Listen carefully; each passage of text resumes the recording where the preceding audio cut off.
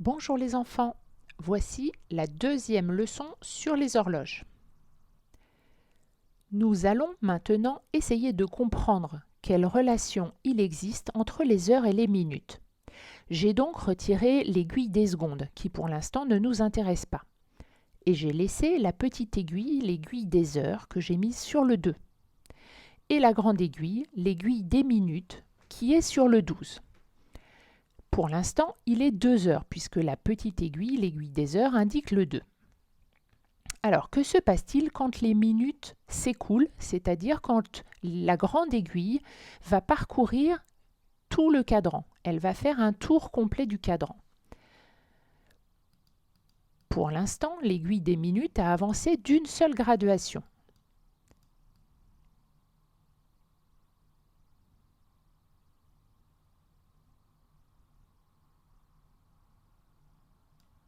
Et maintenant, elle a parcouru un tour complet. Alors, avez-vous observé la petite aiguille? Que s'est-il passé? La petite aiguille qui était sur le 2 se retrouve maintenant sur le 3. Ça veut dire qu'elle est passée de 2 heures à 3 heures. Il s'est écoulé 1 heure de temps, en accéléré bien évidemment.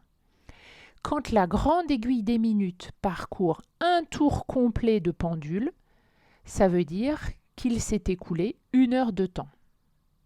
Alors, pour faire 1 heure de temps, combien faut-il de minutes? Nous allons les compter. Pour vous aider, je vais mettre ces nombres autour du cadran. Alors, regardez bien, nous allons refaire un tour complet, reparcourir un tour complet de cadran avec la grande aiguille. J'avance d'1 minute, de 2, de 3, de 4, de 5 minutes. Il y a bien écrit ici 5 minutes. À chaque fois que je parcours une grande graduation, je parcours 5 minutes. Donc nous pouvons compter de 5 en 5. Là, ça fait déjà 5 minutes. 5, 10, 15, 20, 25, 30 minutes. 30 minutes, ça veut dire que mon aiguille de minute a déjà fait la moitié du parcours. Et quand mon aiguille des minutes a fait la moitié du parcours, on peut remarquer que la petite aiguille, l'aiguille des heures, a aussi fait la moitié du parcours entre le 3 et le 4, puisque petit à petit, elle se dirige vers le 4. Je continue. 35, 40, 45, 50, 55, 60. Il faut donc 60 minutes pour que la petite aiguille parcourt 1 heure. 1 heure est égale à 60 minutes. Vous vous demandez peut-être maintenant comment fait-on pour lire l'heure? Vous allez voir, c'est très facile. Il faut toujours commencer par regarder la petite aiguille qui indique les heures. Ici, la petite aiguille est devant le 3. Il est donc 3 heures. Maintenant, la petite aiguille est devant le 5. Il est donc 5 heures. Mais pour être plus précis, il faut aussi regarder l'aiguille des minutes, la grande aiguille. Dans mon exemple, la grande aiguille est tout en haut du cadran, sur le 12 ou encore sur le 0 minute.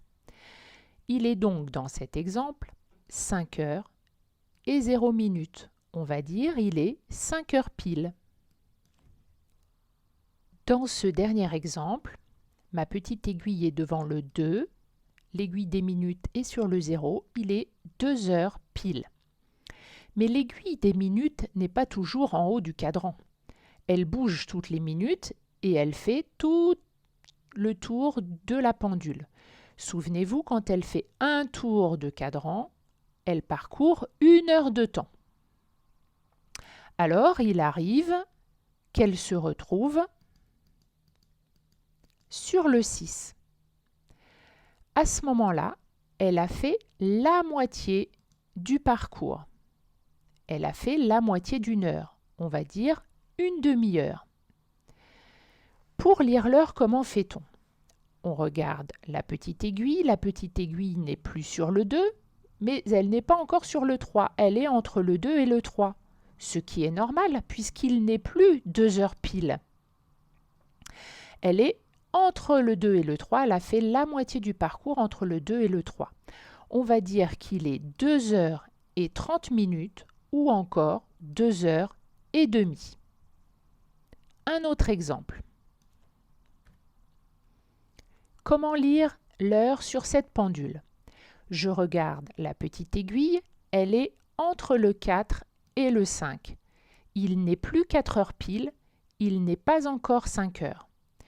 Mon aiguille des minutes est sur le 6, c'est-à-dire à la moitié de son parcours. Il va donc être 4 heures et demie ou alors 4 heures 30. Voilà, vous savez maintenant lire l'heure pile et les demi-heures. Bravo à vous! À bientôt les enfants!